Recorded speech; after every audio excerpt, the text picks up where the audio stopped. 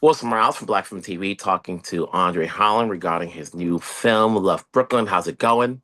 Well, great, man. How you doing? Good. Obviously, you're a big part of this movie because you also produced it as well. How did it come about?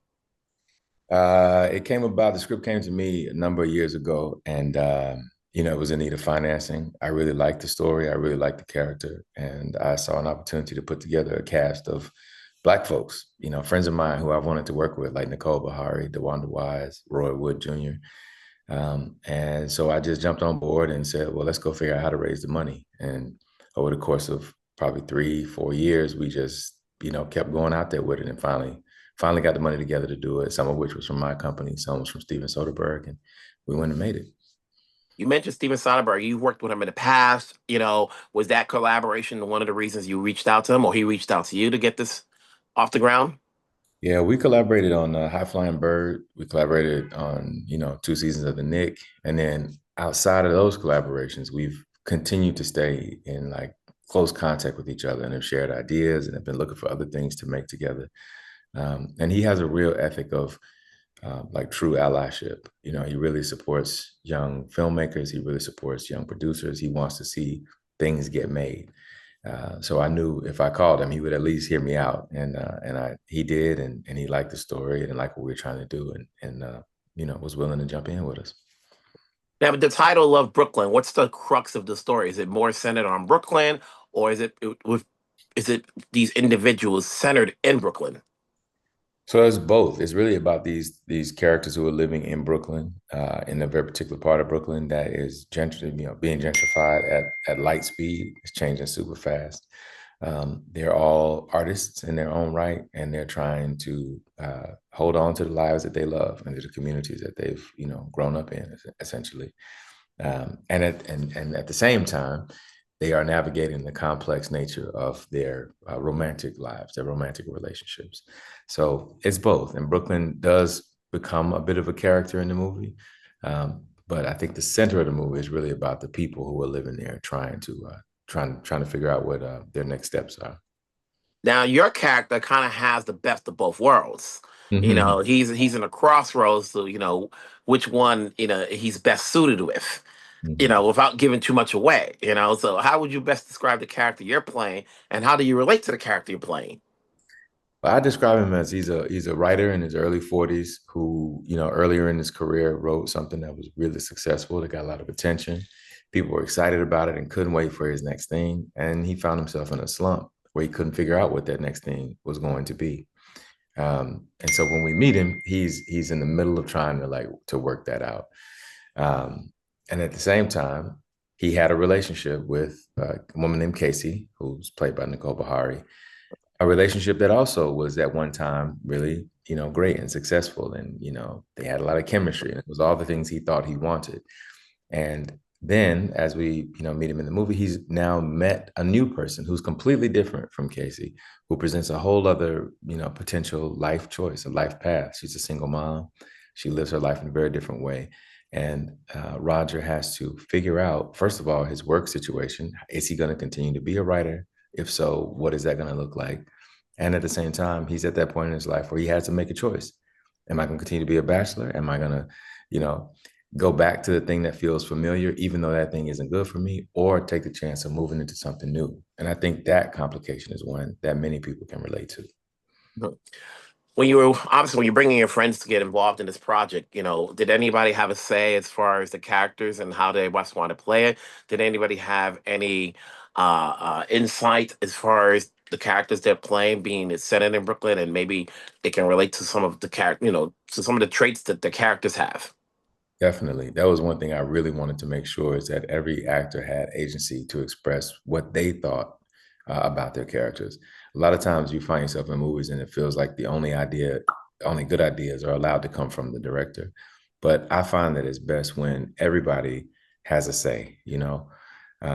And so in this case, you get actors like Nicole Beharie and DeWanda Wise, and you got to just trust that they know what they're doing. And so there were a lot of suggestions that they made, everything from like line choices to the clothing that they wore, the hairstyles, everything. We wanted the characters to be a creation of their own.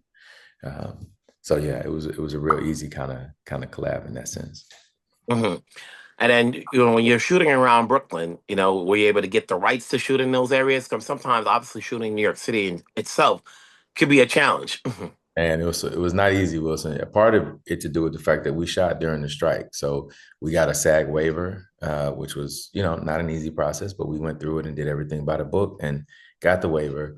Um, but it was difficult. We were working on a very limited budget, and so getting permitted to do things was difficult. The rates that people charge sometimes to shoot in certain locations that we wanted were challenging, but we had to just pivot and figure out ways to make it work. So like we shot part of it in my place, in my backyard. We shot some at my homegirl's coffee shop in Bed-Stuy. We found a way to make it work. And of course, with more resources and more time, we could have done all the things we wanted to do, but I'm really proud of the things that we were able to do. Now you're producing it, but Rachel directed it. And I've interviewed Rachel in the past where she did an episode pilot for something that played at South by Southwest, and I Mhm. believe this may be I think her feature film. How was collaborating with her in terms of your vision and her vision? Yeah, I think, we, as is sometimes the case when it comes to actors and directors, we didn't always see eye to eye on everything. Um, I felt very, very close to the story. I think she did too. And so, we found a way to work together that allowed us to get the story told in a way that we all can feel good about. Um, I think that, yeah, I think she did a nice job, and I'm excited to see what she does next. How was the reception at Sundance? And obviously, from Sundance to now, it's good that it's coming out this year. It's obviously playing for the first time and then playing at other festivals. I know you recently played at ABFF, and now it's coming out in theaters. So that's always good that you're able to get that hurdle off, the Yeah, albatross, as they say.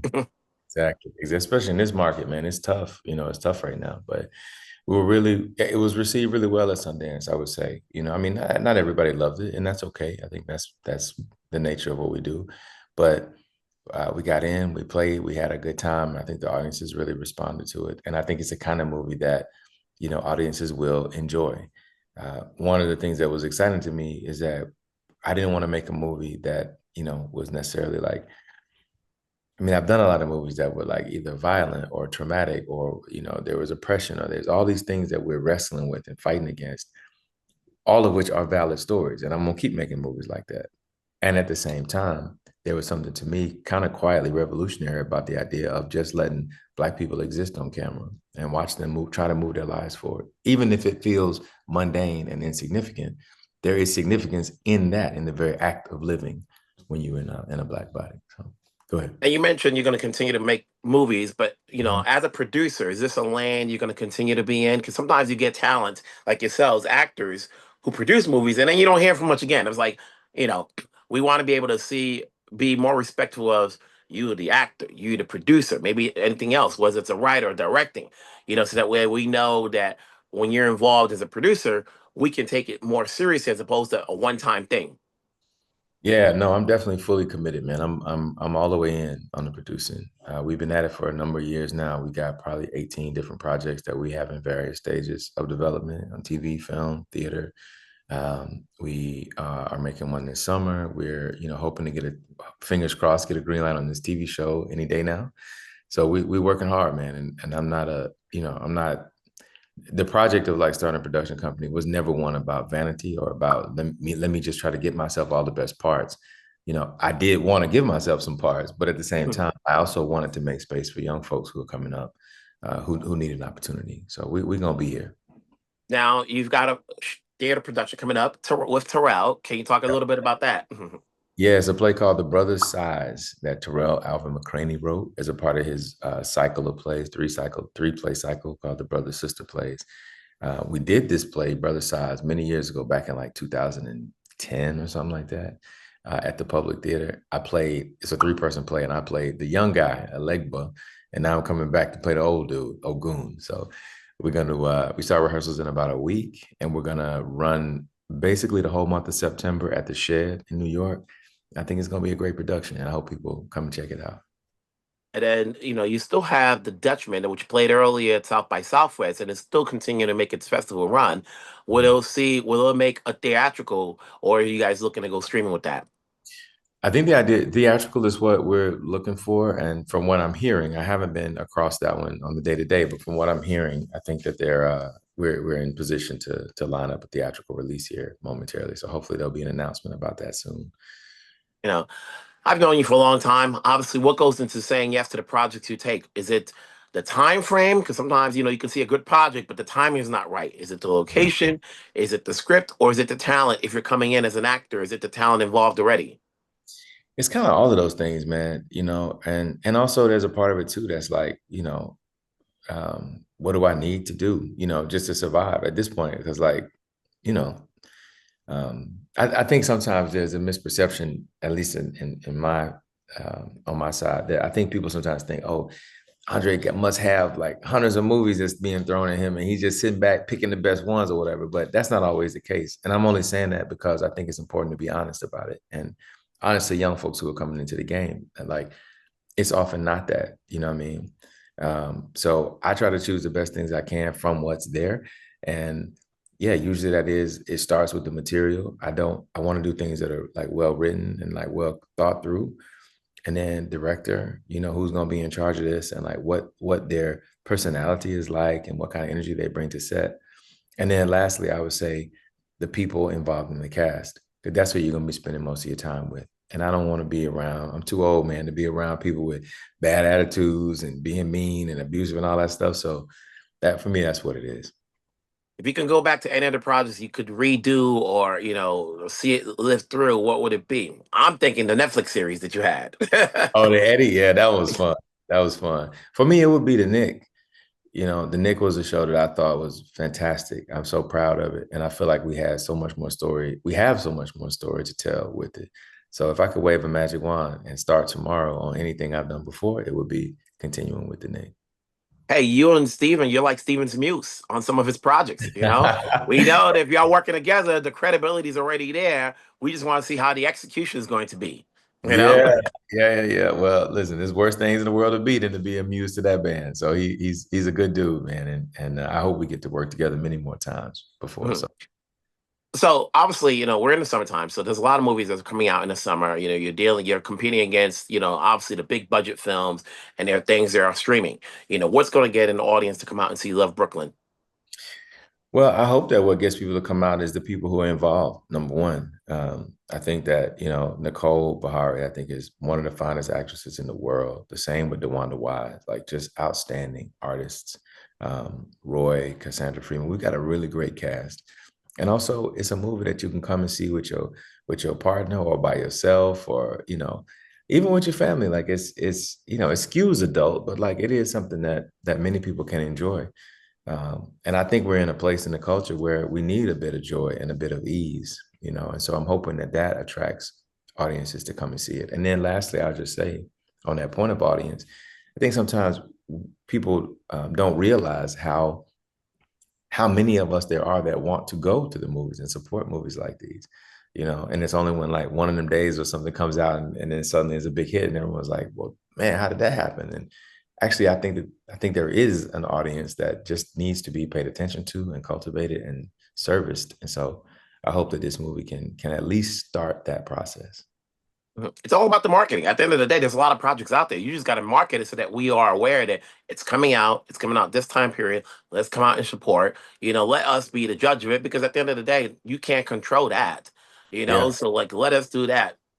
If we can work that synergy, whereas I'm a press person letting people know you're out here doing your thing in terms of promoting the movie, it's a win. After anything after that is gravy. that's right. You're right, man. So I appreciate you helping to support. You always do, man. So thank you, brother. Hey, got you. You working keeps me working. It's good to talk to you. Keep it going. We'll talk down the road. Take Yes, care. sir. See you, man. Bye.